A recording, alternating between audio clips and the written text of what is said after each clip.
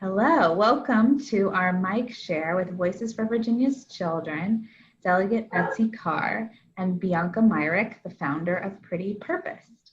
Today's mic share is to connect between two women who are advocates for children and mentors, particularly of children.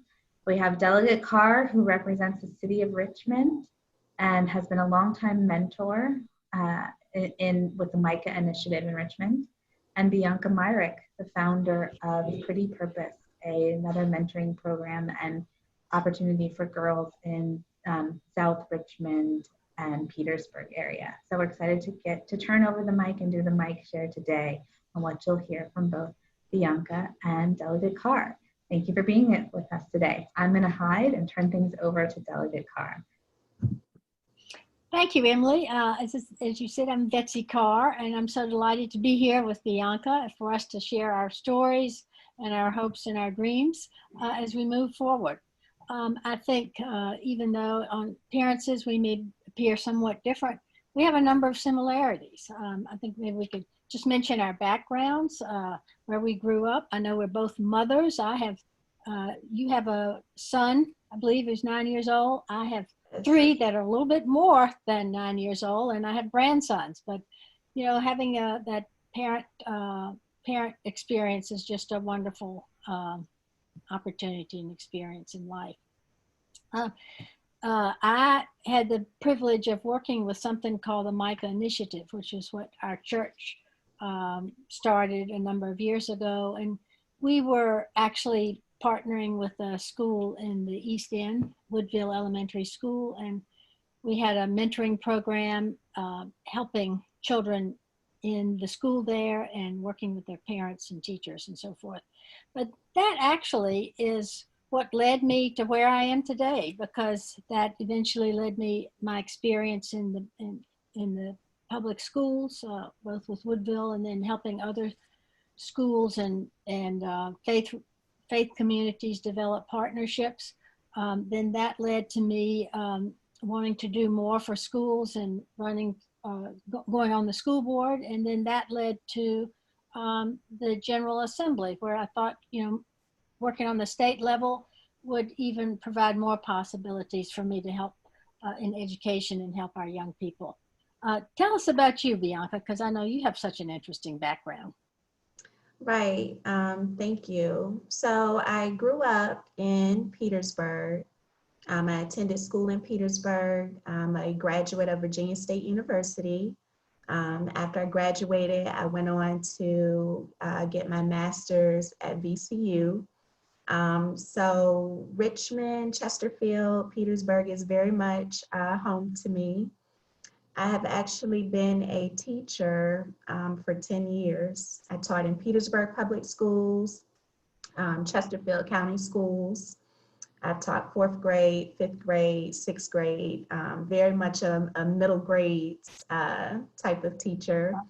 But in addition to that, I've kind of worked in a variety of different projects and roles that pretty much revolve around uplifting and empowering youth.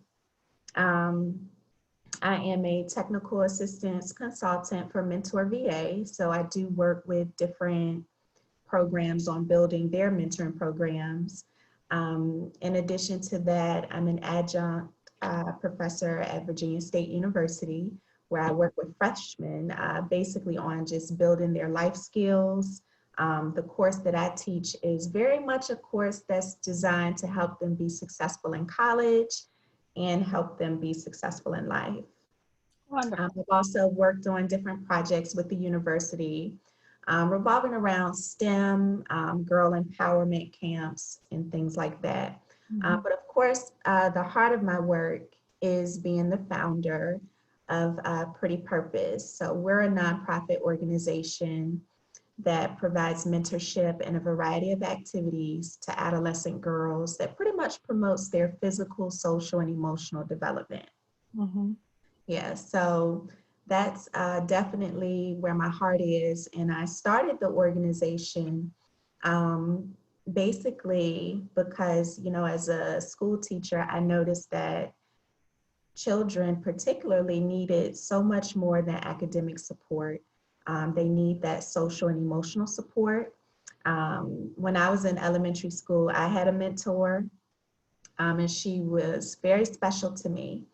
And I just know throughout life, mentorship is so important and yields such important outcomes. I can even think of my first year as a teacher, having a mentor teacher that really guided me and empowered me. And I'm also a survivor of domestic violence. So when I started the organization, I actually was out of work due to domestic violence. And I knew that I needed to do something to empower girls to know the signs of healthy relationships, to become leaders, and ultimately to make their voices heard. Wow. So that's kind of a little bit about my background. It's wonderful. Thank you for sharing that.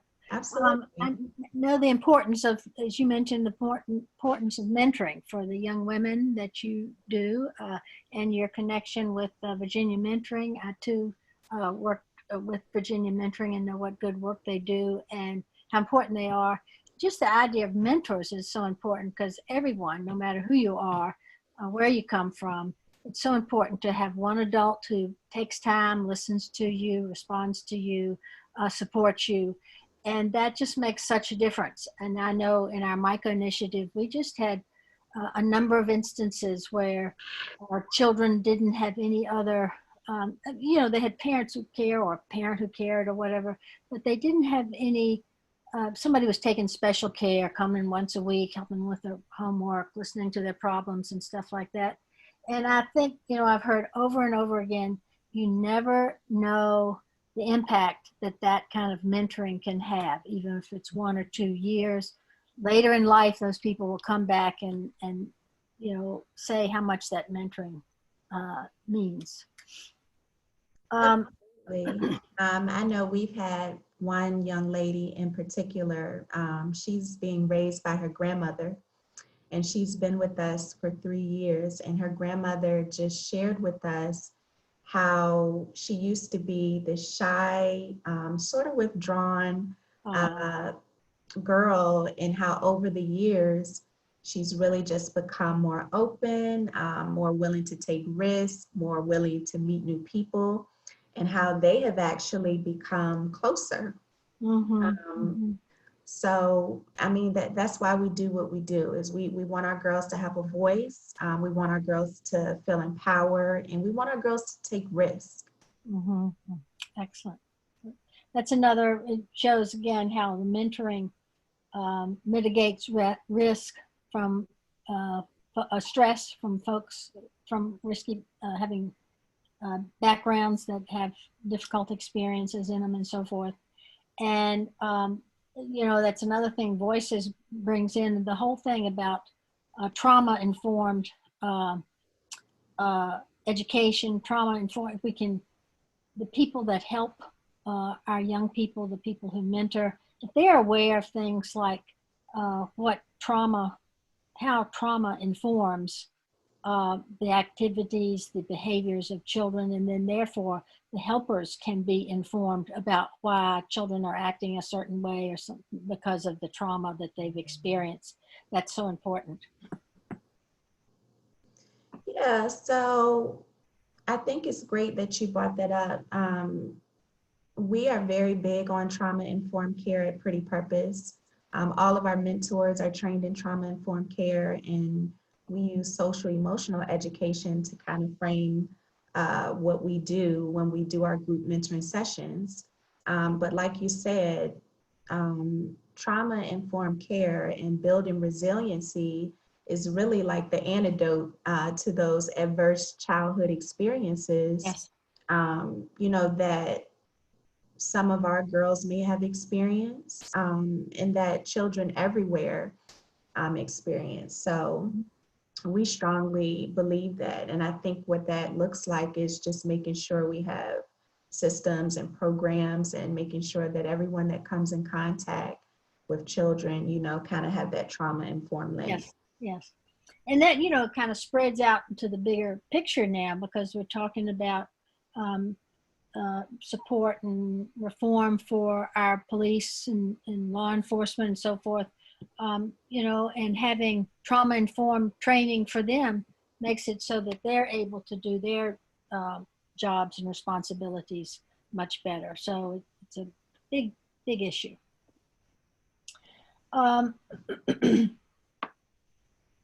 What else do I need to go? I really, you know, I love what you're teaching your students about team building and people working together, and how students get a voice and a choice, how they are feeling empowered and having ownership and so forth. Talk to me more about that. And the thing like just creating norms instead of rules. I can remember a long time ago, we had a group training in group development, and that was that big thing. You do norms rather than rules and all that kind of stuff. It makes a difference. I still use some of that stuff in my dealings today and when I have group meetings and so forth. Talk to us about how you're teaching young people about this. Yeah, so I really think that the whole basis of social emotional learning is kids, children, youth having a stakehold in everything that they do. So some of the things that are learned in the classroom are the very things that we sort of bring into our group mentoring sessions with Pretty Purpose. So our girls create norms, just like in the classroom, the students create norms because it gives a sense of ownership. Also giving students and giving our girls voice and choice in what they learn. Once again, going back to that ownership and empowering them to have an active part of their education, doing team building activities and really building relationships. You know, the foundation of education is building relationships. And we know that the foundation of mentoring is building relationships. So we always try to do team builders and icebreakers every session to strengthen those relationships. Also giving the students in my classroom and then giving the girls in Pretty Purpose an opportunity to pursue authentic learning experience such as project-based learning, community service activities, and things that they can really connect to. So those are just some of the social emotional education strategies that we use. Pretty Purpose is very centered or very much, how can I say this, rooted in education. A lot of our mentors are teachers, a lot of them are counselors, a lot of them are mental health workers. Even our mentors who are coming from the corporate world, one thing we do with them is we have Mentor Month, where we kind of build their toolkit with all of these wonderful activities that they can have to do with our girls. So I definitely think that those strategies, they definitely help with just creating that warm environment that you want students to thrive in. You're thinking about education. I think it was Martin Luther King, something to the effect that education is the thing that can change the world, and that's what you're doing. Also, the whole thing about relationships. You know, there was a guy who started, when people started CIS, the Communities in Schools organization, said, you know, programs never accomplish anything. It's relationships, again, change the world. So you're working on both that with your education and relationships. And this is, you know, such a privilege for me to be able to talk with you. We have various similarities, and we also have differences. And, you know, I come from more of, I would say, probably a position of white privilege. And as a legislator, it's very important for me to be able to talk to, listen to you, learn from you, so that I can move forward in the best way in policy and helping get things done in the General Assembly. So that leads us, what would be your dream list for policy makers? Or what are some of the things you think local decisions or state policy makers can provide to help the students you work with? You know, Betsy, I think that it's notable that you talked about coming from a position of white privilege. And I think people are just starting to acknowledge some of what historical trauma looks like, and how this historical trauma can really be passed down over generations. And I think with that being said, there is a learning opportunity for all who's involved to, just support and advocate for trauma-informed care. Our organization works primarily with girls, and of course, our focus is empowering women and girls. And I think it should be noted that girls of color and women of color, of course, they have higher rates of in and out of school discipline, poor mental and social emotional health outcomes. They're more exposed to gender-based violence and harassment, and just a host of other things. So with that being said, I think that what leaders and people who are within the policy realm can do is they can really tailor some of their focus to advocating for those communities. So I think that might look like addressing some of the school practices that, disproportionately impact Black girls, funding for programs and grassroots organizations that actually are touching those communities and making those connections and doing the important work of supporting students. Recognizing that teachers can't do it all. Right. Yeah. I think it's wonderful that there are so many schools that are shifting to being trauma-informed schools and training teachers, because we know that teachers have the most contact with our students. But I can tell you that from 10 years of being a public school teachers cannot do it all. So I think what it looks like also is just making sure that there's funding and that there are other school supports to fill those other roles. I also think, once again, addressing that gender-based violence and harassment that impacts Black girls and women, providing supports and spaces for them to heal from trauma, supporting leadership development initiatives. Some of the girls, that we come in contact with, they may have had some experiences that may be adverse, but that doesn't stop them from having a voice. That's right. So giving our youth a voice, giving our girls a voice. And I would definitely say just supporting behavior and mental health resources for students, because Right. I can tell you, I have personally been on the receiving end in an abusive relationship with someone that has had poor mental health outcomes and hasn't gotten the help that they needed. And I'm pretty sure that has compounded, and it started over the years. So if we can just become advocates for our children and making sure that they have the supports that they need to constantly just build and improve their mental health and build that resiliency, then that's going to impact outcomes years and years and years down the road. So I think that's what my dream list would look like. I know that's a lot. For Pretty Purpose, for us, I see a space for girls, a space where girls can come and they can, they can play, they can learn, they can be involved in the arts and cultural activities, all the things that we already do, that social emotional learning, but just a designated space, maybe right in the heart of the Tri-Cities, where parents can bring their girls and they can just have support and be the best that they can be. Yeah. And I think along with that, if we just had more people aware of this, I think there's a question of awareness and education and, whatever we can do to spread the word, so that, because I think that there are people who are looking for ways to help and they don't know. There are people who would love to be, helpers or mentors for young women, or provide resources in various ways. And people just aren't aware of the needs, the extent of the needs in mental health and the behavior and so forth.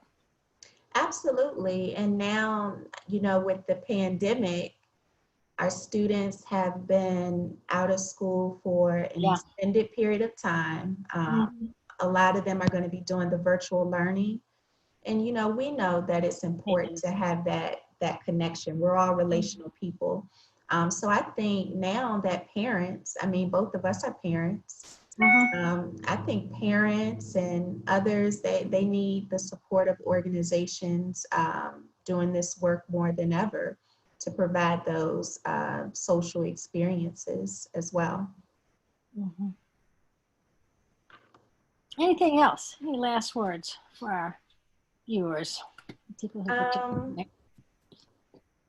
I You've can't given think us so of, much good information and so many yeah, uh, I can't think of pointers anything and how else. we can move on.